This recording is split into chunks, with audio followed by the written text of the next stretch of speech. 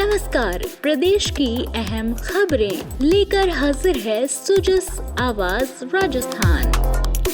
Sujas podcast में मेधा से आप सुन रहे हैं प्रदेश की खास खबरें। नजर सबसे पहले आज की हेडलाइंस पर। जयपुर के दादिया में कल होगा सहकार एवं रोजगार उत्सव। केंद्रीय गृह एवं सहकारिता मंत्री अमित शाह मुख्य अतिथि। मुख्यमंत्री भजनलाल शर्मा की गरिमामय उपस्थिति में होगा आयोजन। टीबी मुक्त राजस्थान की दिशा में तेजी से बढ़ते कदम। 74 लाख से अधिक लोगों की स्क्रीनिंग पूरी। हील इन राजस्थान नीति 2025 को मिली मंजूरी। 8000 से अधिक अस्पतालों और 40 से अधिक मेडिकल कॉलेजों से बनेगा मजबूत मेडिकल वेन्यू ट्रैवल नेटवर्क। और भर्ती परीक्षाओं में राजस्थान लोक सेवा आयोग की रिकॉर्ड रफ्तार। 43 दिनों में 7 लाख अभ्यर्थियों के लिए 77 प्रश्न पत्रों की परीक्षाएं आयोजित। और अब सुनिए खबरें विस्तार से। राज्य के सहकारिता क्षेत्र को नई दिशा देने और ग्रामीण रोजगार को बढ़ावा देने के उद्देश्य से कल जयपुर जिले के दातिया गांव में सहकार एवं रोजगार उत्सव का आयोजन किया जाएगा। इस भव्य कार्यक्रम में केंद्रीय गृह एवं सहकारिता मंत्री अमित शाह मुख्य अतिथि के रूप में शिरकत करेंगे। वहीं मुख्यमंत्री भजनलाल शर्मा की गरिमामयी उपस्थिति कार्यक्रम की शोभा बढ़ाएगी। कार्यक्रम की तैयारियों की समीक्षा के लिए सहकारिता मंत्री गौतम कुमार दत्त ने आयोजन स्थल का दौरा किया और विभागीय और प्रशासनिक और पुलिस अधिकारियों के साथ समन्वय बैठक कर व्यवस्थाओं की जानकारी ली। उन्होंने सभी विभागों को आपसी तालमेल से व्यवस्थाएं सुनिश्चित करने के निर्देश दिए। उन्होंने आगंतुकों के लिए बैठक व्यवस्था, पेयजल, चाय बिस्किट और छाछ, चिकित्सा सुविधाएं, हेल्प डेस्क, कंट्रोल रूम और पार्किंग में LED स्क्रीन जैसे इंतजामों को समय रहते पूरा करने को कहा। बारिश की संभावनाओं को ध्यान में रखते हुए विकल्पीय व्यवस्थाएं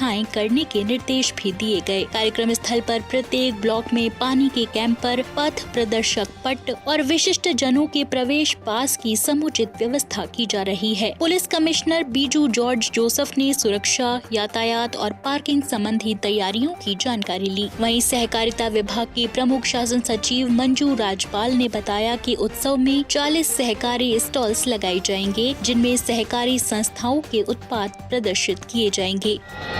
मुख्यमंत्री भजनलाल शर्मा के नेतृत्व में मंत्रिमंडल की बैठक में medical venue travel policy heal in Rajasthan नीति 2025 को मंजूरी दी गई। ये नीति राजस्थान को सुलभ, किफायती और विश्व स्तरीय चिकित्सा सुविधाओं के साथ एक प्रमुख मेडिकल टूरिज्म डेस्टिनेशन के रूप में स्थापित करेगी। राज्य के अस्पतालों, मेडिकल कॉलेजों और पारंपरिक चिकित्सा पद्धतियों को मिलाकर घरेलू और विदेशी पर्यटकों को उपचार के साथ साथ पर्यटन का लाभ मिलेगा। इस नीति के अंतर्गत MVT पोर्टल, मोबाइल ऐप, बहुभाषी हेल्पलाइन, एकीकृत सेल और सिंगल विंडो व्यवस्था लागू की जाएगी। ये कदम स्वास्थ्य क्षेत्र में निवेश और रोजगार को बढ़ावा देगा।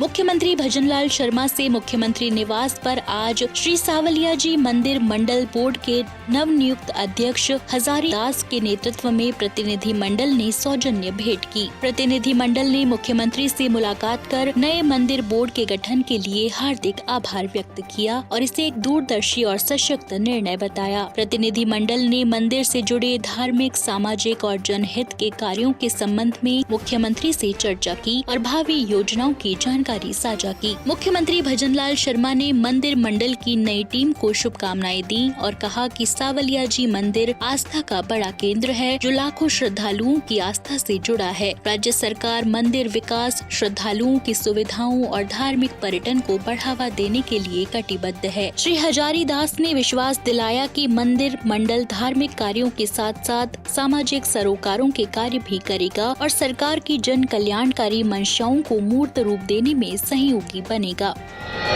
मुख्यमंत्री भजनलाल शर्मा ने मुख्यमंत्री निवास पर श्री डिग्गीपुरी कल्याण जी तीर्थ क्षेत्र विकास समिति के मंत्रिमंडल से मुलाकात की। इस दौरान मंत्रिमंडल ने राज्य सरकार द्वारा श्री कल्याण तीर्थ के विकास के लिए कॉरिडोर निर्माण की घोषणा का आभार जताया और मंदिर में सुनियोजित विकास पर चर्चा की। इस अवसर पर विनय कुमार शर्मा, चंद्र प्रकाश गौतम सहित समिति के अन्य सदस्यगण मौजूद रहे। मुख्यमंत्री भजनलाल शर्मा के नेतृत्व में राजस्थान सरकार टीबी मुक्त भारत अभियान के अंतर्गत प्रदेश को क्षय रोग से मुक्त करने के लक्ष्य की ओर प्रतिबद्धता से आगे बढ़ रही है। 25 जून से चल रहे सक्रिय क्षय रोग खोज अभियान के तहत अब तक 74 लाख यानी कि 44% अति संवेदनशील लोगों की घर घर जाकर स्क्रीनिंग की जा चुकी है। इस अभियान में 2.35 लाख से अधिक लोगों में टीबी के लक्षण पाए गए, जिन्हें जाँच के लिए स्वास्थ्य संस्थानों में भेजा गया। ये अभियान 21 जुलाई तक चलेगा, जिसका उद्देश्य छिपे हुए मामलों की पहचान कर मुफ्त इलाज सुनिश्चित करना है। मुख्यमंत्री के निर्देश के अनुसार संवेदनशील वर्गों जैसे बुजुर्ग, कुपोषित, प्रवासी श्रमिक, आदिवासी, पूर्व टीबी मरीजों और शहरी झुग्गी बस्तियों में रह रहे लोगों की विशेष जाँच की जा रही है। राजस्थान टीबी मुक्त ग्राम पंचायत अभियान में देश में तीसरे स्थान पर है, जहाँ अब तक 3,350 पंचायतें टीबी मुक्त घोषित की जा चुकी हैं। तकनीक आधारित निगरानी, आशा ऐप और नाट टेस्ट के जरिए राज्य में टीबी की सटीक और तेज पहचान हो रही है। वर्ष 2024 में 1,71,000 और 2025 के पिछले 6 महीनों में 89,000 से अधिक मरीजों का नोटिफिकेशन हो चुका है, जो तय लक्ष्य से अधिक है। राज्य सरकार टीबी उन्मूलन की दिशा में सामूहिक प्रयासों, नवाचारों और जन भागीदारी के साथ निर्णायक कदम उठा रही है।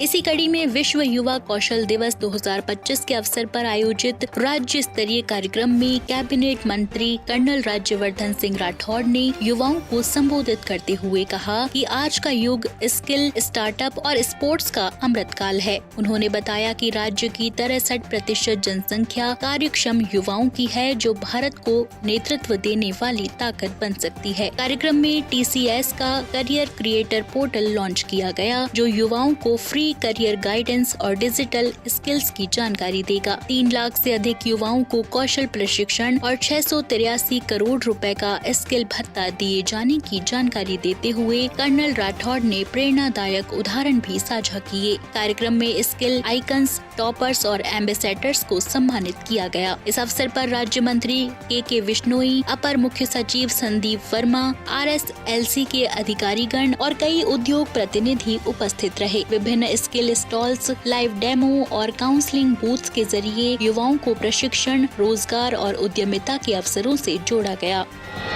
राजस्थान लोक सेवा आयोग RPSC ने जून-जुलाई 2025 में भर्ती परीक्षाओं के आयोजन में अभूतपूर्व तेजी दिखाई है। 1 जून से 13 जुलाई तक केवल 43 दिनों में 11 भर्ती परीक्षाओं के 77 प्रश्न पत्रों का सफल आयोजन किया गया। इसके अतिरिक्त 29 और 30 जुलाई को 3 और भर्तियों के 8 प्रश्न पत्रों की परीक्षाएं निर्धारित हैं। इन 2 महीनों में आयोग ने लगभग हर तीसरे दिन एक परीक्षा आयोजित कर 7 लाख से अधिक अभ्यर्थियों को परीक्षा में भाग लेने का अवसर दिया है। आयोग ने यह गति लंबित भर्तियों को शीघ्र पूरा करने, परीक्षा कैलेंडर की सख्त पालना, समय पर परिणाम और तुरंत अभिस्तावना जैसे सुधारों के माध्यम से हासिल की है। आयोग अध्यक्ष UR साहू ने बताया कि इतनी बड़ी संख्या में परीक्षाओं का सफल आयोजन परीक्षा प्रणाली की विश्वसनीयता, पारदर्शिता और शुचिता को दर्शाता है, जिससे अभ्यर्थियों का भरोसा और उत्साह दोनों बढ़ा है।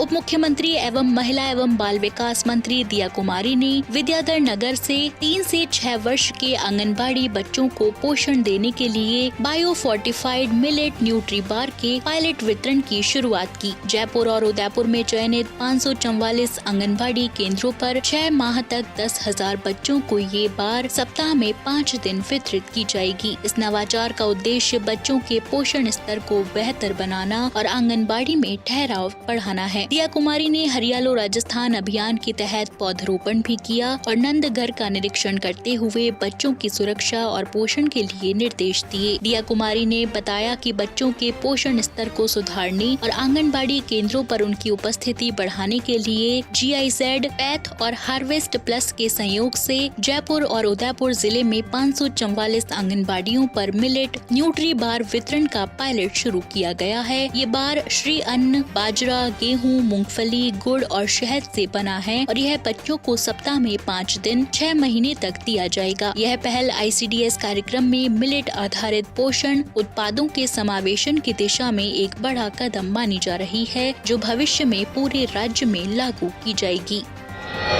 तो आज के सुजस पॉडकास्ट में इतना ही। मेधा को दीजिए इजाजत, कल फिर होगी आपसे मुलाकात। तब तक बने रहिए सुजस आवाज राजस्थान के साथ। नमस्कार।